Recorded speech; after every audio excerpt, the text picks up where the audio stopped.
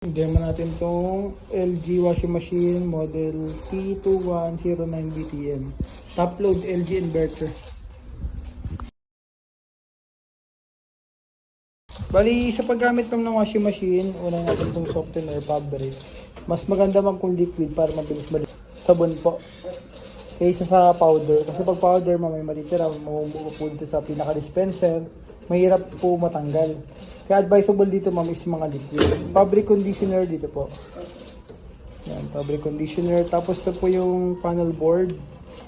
So usually ito lang po yung nakikita natin sa panel board namin program. Napaka-basic lang naman ma'am. Pero kunyari, normal na mga damit, ito po yan yung mga t-shirt, anything ma'am na gusto ko ng laban. Short, t-shirt, anything ma'am. Kapag in-step man ma'am, siya na po yung mag-weigh in ng damit. So automatically kapag na-weigh in niya na po dito, yun po yung lalabas na minutes time na paglalaba na kailangan nyo. Bali, wash, rinse and spin na ito ma'am paglalaba, pagkakatuyo, tsaka pag-run. Kompletong cycle na po. Ma'am, ito yung program ma'am, yan yung mga delicates, yung mga damit na medyo maninipis, dyan po nilalagay. Ito lang po pipilitin nyo. Tapos kapag nakapili na kayo ng cycle ma'am, i-start nyo na po. Tapos mapapansin mo ma'am, dito may pre-wash.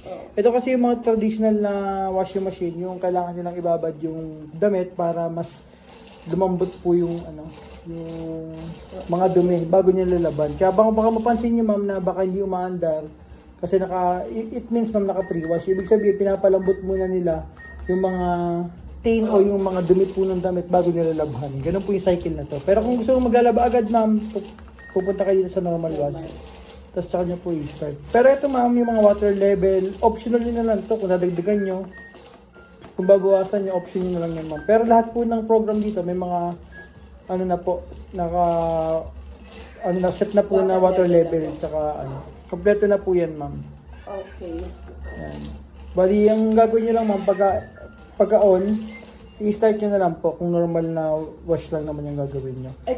Pagka lang sir, pagka dryer na, Pagka dryer ma'am, kailangan ito lang po yung ilaw. Okay. Ito po.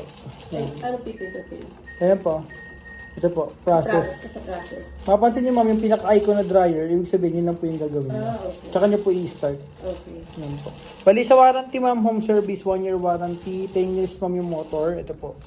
10 years. So in case na magka-problem, ay tawag nyo lang po sa amin. Or merong hotline kayo, di na ibigay ko sa inyo. Yun yun lang po itawag. 7 days warranty replacement din po siya.